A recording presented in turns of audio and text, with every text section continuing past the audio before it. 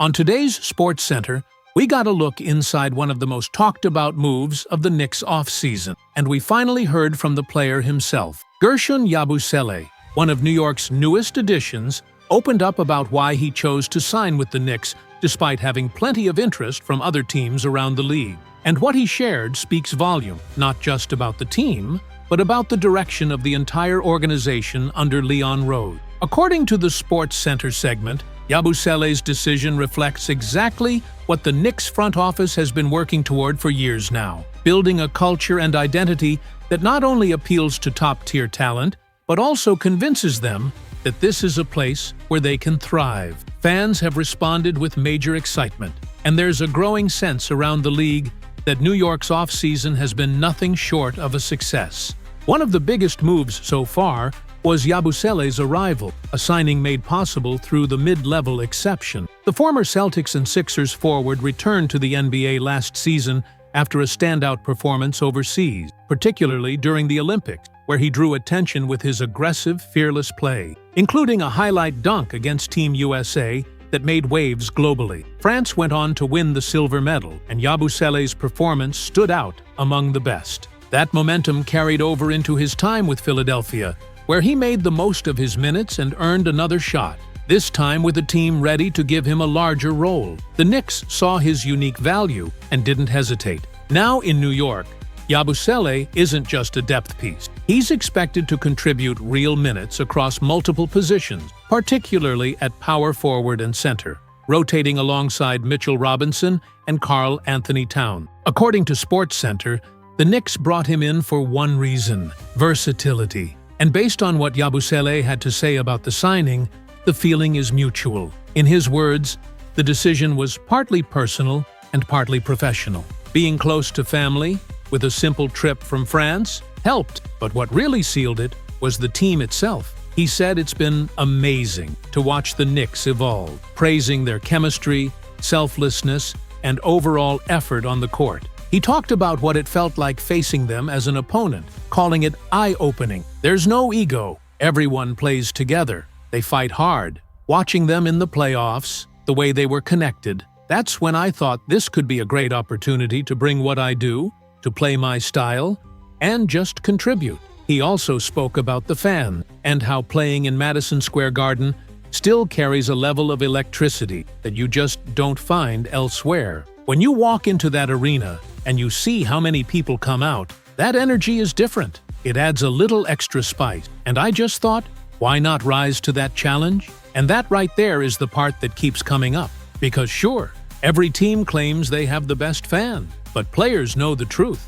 and so does Sports Center. When it comes to passion, loyalty, and energy, Knicks fans set themselves apart. In New York, it's not just a game, it's the culture. When the Knicks are winning, the city lights up.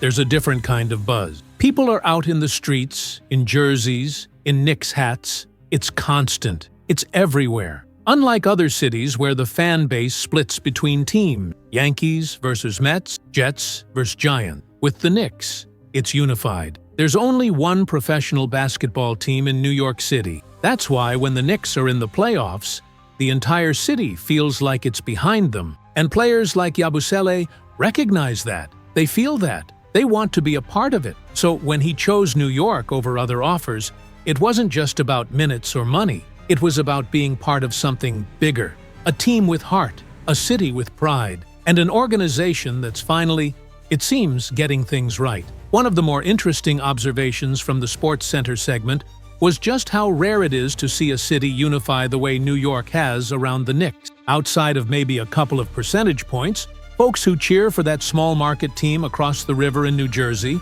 the entire basketball energy of the city belongs to the Knicks. That's something truly unique.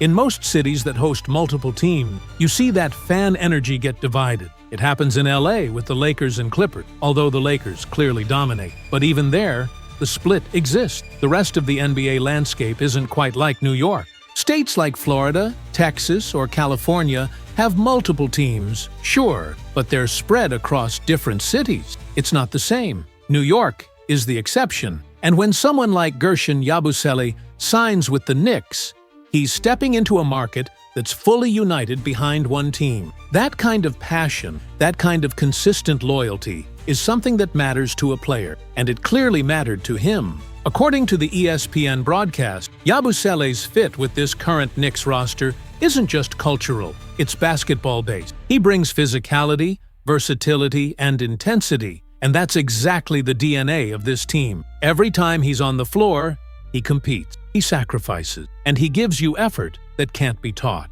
That kind of presence is going to be felt immediately, especially given how the Knicks are expected to deploy him. Now, while the projected depth chart may not be set in stone, there's a strong sense from inside the organization that Mitchell Robinson will likely remain the starting center, with Karl Anthony Towns sliding into that power forward role. That setup frees up minutes off the bench for Yabusele, who will log time at both the 4 and the 5. SportsCenter highlighted the potential for small ball lineups where he acts as the center in 5-out sets. Those looks could pair him with wings like Josh Hart or OG Anunoby, giving the Knicks a fast, modern, switch-heavy defensive unit with floor spacing and mobility. That's where Mike Brown, who's known for creative rotations and flexibility, comes in. He's expected to leverage Yabusele in various combinations, not just to exploit matchups, but also to maintain the Knicks' tempo,